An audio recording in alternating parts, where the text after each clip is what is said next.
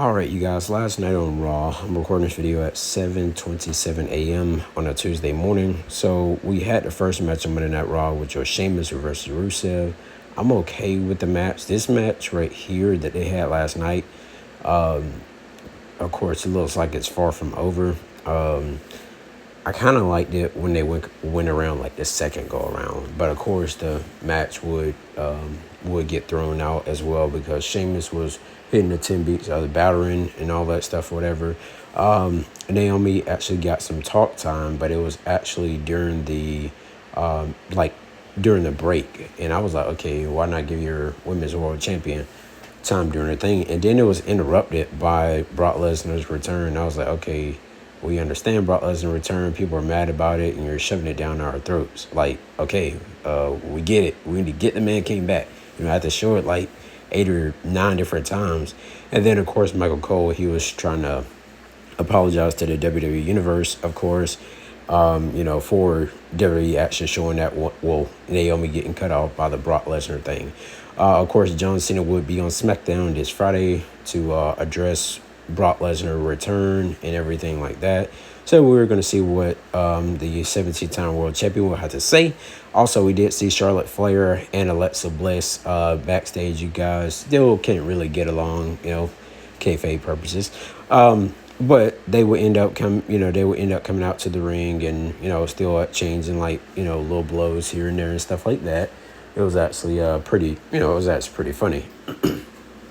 So with that being said, you guys, I like the unlikely duo. They'll soon enough get along.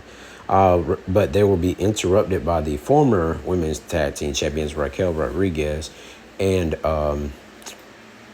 Roxanne Perez. And so with that being said, you guys, they ended up winning the rematch. Charlotte Flair them actually made it official. Well, Adam Pearce made it official and said that this match he normally don't do it on a regular show, but I guess from the kindness of his heart, he decided to make the rematch. And I was like, dang, okay, 24 hours, 48 hours before, after they won, they end up giving the former champions a rematch. So maybe the Kabuki Warriors are next. You did see Alexa Bliss actually pinning Roxanne Perez. This is the second time Roxanne got pinned.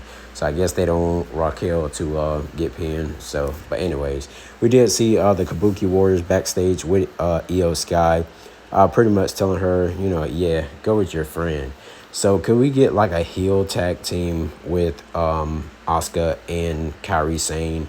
Io definitely grabbed the hand of Rhea Ripley again as she extended both her hands out and pull Rhea Ripley towards her and saying that you still can't beat me.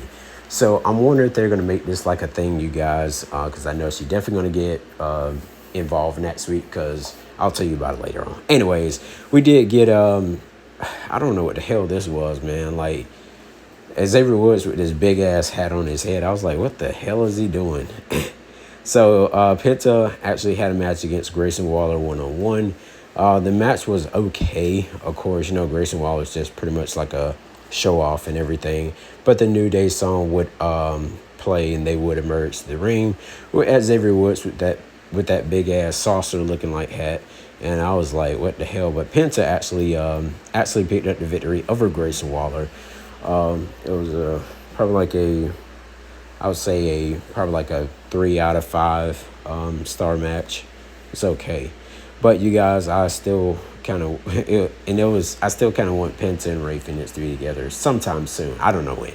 But of course, you guys, we did get Penta where he wore the big old hat. Now we remember when Penta actually wore a hat like this over, I think when he went to AAA a week or two ago, and he had this big thing on his head. You definitely got to check it out.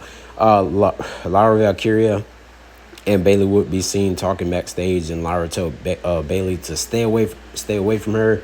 And so I don't know what's going on there, because they're mad at each other because each one of them cost each other the title match, title opportunities, whatever. Becky Lynch would come out and and say that she defeated Lyra and she's looking for new opponents and everything like that. And of course, we would get Nikki Bella to actually come out. Nikki Bella did come out, you guys, and The crowd was, they were pretty decent for her. But that in-ring promo thing, what they did was definitely extreme. So let me tell you about this. So they did the in-ring promo, and Nikki Bella was throwing a shot at Becky Lynch, stating that her husband is a liar, she's a liar, the whole world know that they are liars. And then that's when, of course, she was like, y'all the biggest liars in pro wrestling overall. And then that's when Becky Lynch came back and was like, oh, she was like, don't talk about my hot husband or whatever, she's referring to Seth Rollins. And she was like, well, you can't see yours anymore. And that crowd in the Barclays Center in Brooklyn erupted, you guys. I think this was like the best part of Monday Night Raw last night, in my personal opinion. So I thought that was pretty entertaining, you guys. So we did get Dominic Mysterio. Ended up fighting Dragon Lee. Dragon Lee can't win a match for nothing, you guys. Y'all brought him up from NXT too damn fast. But yes, you guys, we did see a Grande Americano, which is, of course, that is played right now by Ludwig Kaiser, end up coming out there, overall costing Dragon Lee his match. Then we see another person, which we know that other one is Pete Dunne.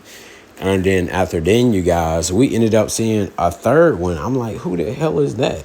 And that person there, you guys, I don't know if it was like a Finn Balor or something like that or what, but I don't think it was Finn Balor, you guys, or JD McDonough. Then again, I don't know.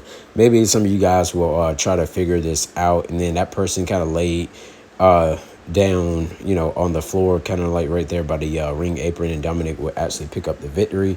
I actually like the Dominic's match where he actually won clean, over the, like, what was his match on Sunday? Yeah, his match, that's cool. We did see Sami Zayn. He was back there talking, about Karrion Kross and everything like that. But I'm going to save that for another video. Make sure you guys check out the video that I make with Karrion Kross. It's going to be right after this video here. So, yeah, you guys, next week, Sami ended up getting bumped out the way, by the way, you guys, by Rusev getting punched. So, Rusev versus Sami Zayn next week on Monday Night Raw. We know Sheamus is going to is going to interfere in that match, and it's going to be crazy. Next week, we got Io Sky versus the Women's World Champion, Naomi. So I'm ready definitely to see this match as well, you guys.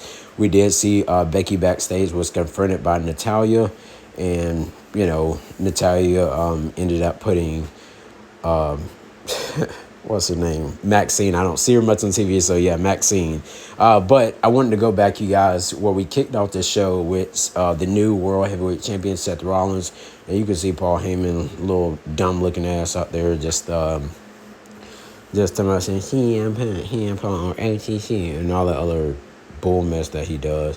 But, of course, Seth Rollins, he was like, shame on each and every one of you, which, he's talking about us, whatever. He's trying so hard to be a heel, but people are still woeing and everything like that. And, of course, you see Bronson Reed still with Roman Reigns shoes around his neck. We did get LA Knight to emerge, which I think the LA Knight should have been on the card. We got freaking hashtags of we want Cross, we want LA Knight.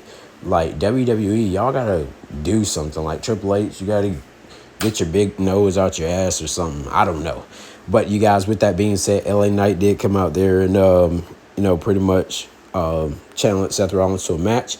And of course, Adam Pearce made it official once again, but this was before the Women's Tag Team Championship match. And of course, LA Knight, was pretty cool to actually see him and everything. And I feel like I would love to see LA Knight face like Dominic Mysterio or something like that. Something fresh, something new. But we'll see what's going to happen. But, of course, AJ Styles is still kind of wanting that title. So I would love to see AJ versus LA Knight versus Dominic Mysterio in a 5-star match, you guys. I know that can definitely happen. WWE, book it. Yeah, let me know your thoughts, you guys, about that match. Of course, CM Punk would come out there and lay out Seth Rollins, start laying down the beats on this man, you guys, and pretty much overall wanted just to decimate Seth Rollins. But you already know who came out there. Braun Breaker and Bronson Reed. Of course, the numbers games got to him. Seth Rollins curb stomped CM Punk. And, it was definitely crazy. You heard the crowd. They was like, yeet, yeet, yeet. No Jay Uso at all. No Jay Uso. Like, was he not there? Was he there? Who knows? Of course, after then, they showed the credits and Roman Reigns songs hit. And this looks the same exact thing like they did the Raw, the WrestleMania, the Raw after WrestleMania, where Roman Reigns pretty much overall gets laid out, you guys, and gets tsunami, I think, 2, maybe 3 times. By Bronson Reed. And of course, Bronson Reed ends up taking Roman Reigns. I can't remember what those shoes are called, but I'm going to just call them Nikes. They're like the red and black high top Nikes, you guys. Bronson Reed ends up taking those as well. I was like, goodness gracious. So I'm like, maybe Paul Heyman's going to have one around his neck. And then, maybe Bronson Reed's going to have both of them around his neck, you guys. And, of course, you see Adam Pearce coming out there, not really trying to stop anything. He needs to get control of his show, you guys. That's why I like Nick Aldis better than I do Adam Pearce. He always trying to make something official, but can never control his show. But anyways, you guys, it does kind of make me wonder when this Braun Breaker is going to snap, because Seth Rollins definitely made his return. Braun Breaker supposed to have been supposed to have been like the leader of the group, but looks like that isn't happening. So I'm kind of curious what direction is WWE going in with Braun Breaker and Seth Rollins. Will they clash like at WrestleMania? Where are they going to clash or anything like that? So I'll probably give it a year maybe, because it looks like they're really stuck into this. But yeah, you guys, thank you for watching Chris Wrestling Reviews here on YouTube.com. Like I said, make sure you check out my Karrion Kross video about his contract and Scarlett and all that stuff, you guys. See you guys later. Till next time, you guys. I'll see you guys later on for my NXT review. All right, guys. Bye.